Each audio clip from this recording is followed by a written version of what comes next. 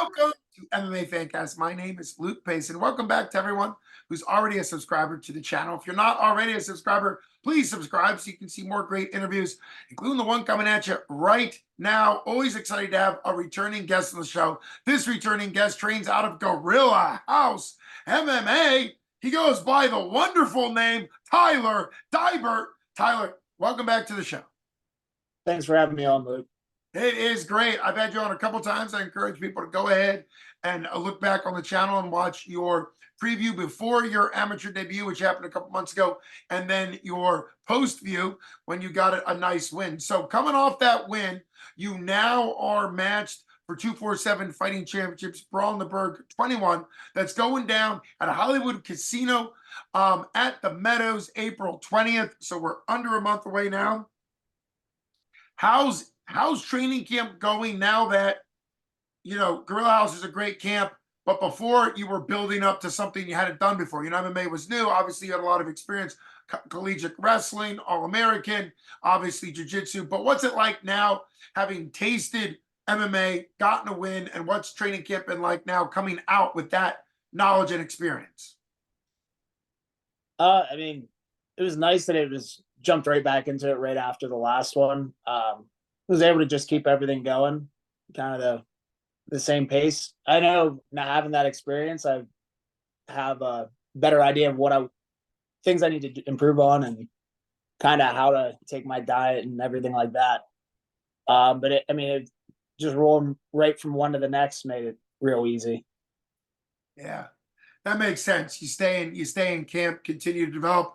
You're no stranger to the grind, obviously being a wrestler at any level, middle school all the way up for you, wrestling at a high level at college. Obviously, the grind is a big part of MMA and taking active fights back to back.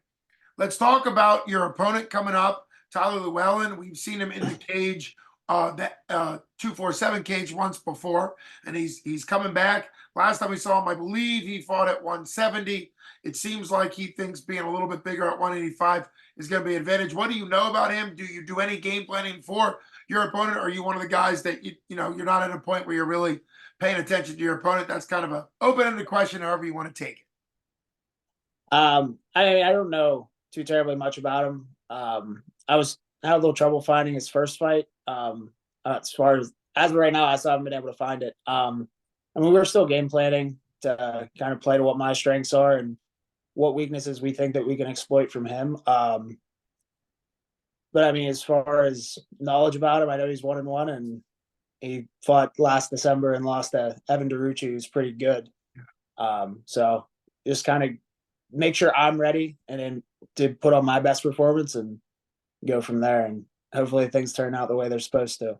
Well, I would think that's a great attitude to have for most wrestlers, fighters. Sure, there's times where specific game plans can help out depending on what you know about the fighter. And typically at the amateur level, fighters are developing so quickly, you yourself included, that a weakness or a strength that you have in one fight might be completely different by the next fight.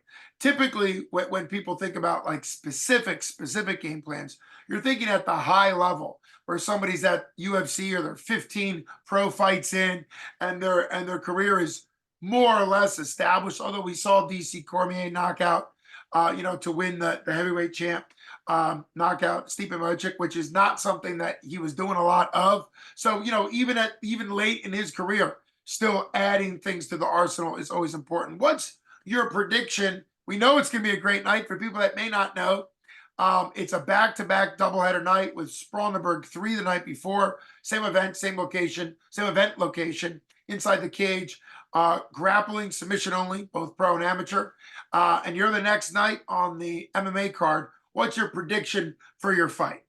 Like I said before, I'm not really huge on predictions. One thing I can predict is I'm going to go out and put on a show and make sure I'm at my best to give the 247 fans what they came to see. However that it turns out, we'll figure that out on April 20th. Well, I think that comes with the maturity. I know you're still young in the MMA game, but you have a lot of maturity as both a wrestler and a coach of wrestling. The mindset of keep it open to what's going to happen when you're there. That makes sense. Some people really love predictions. I'm always welcome to have predictions on the show, of course. But at the same time, you got a great mindset, great attitude coming into this fight. Can't wait to see it. Brawl in the Burgh 21, April 20th.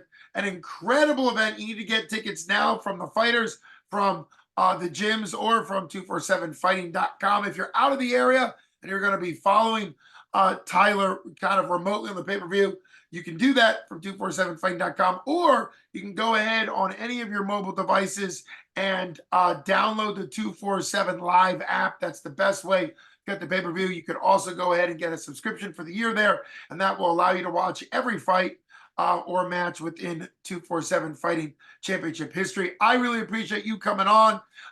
Gorilla House is a gym I've been following a very long time. As you know, the absolute legend, Ethan the Wolverine Goss, double champ out of 247. He's a long time trainer there, a long time athlete there. And so Gorilla House has been on the map a very, very long time. And you're an up-and-coming fighter out of an already well-established gym. So I can't wait to see what happens. Thanks so much for coming on. You've been listening to Luke Basin from MMA Fancast with special guest Tyler Dibert. Tyler, thanks so much for coming on. Yep. Thanks, Luke. You got it.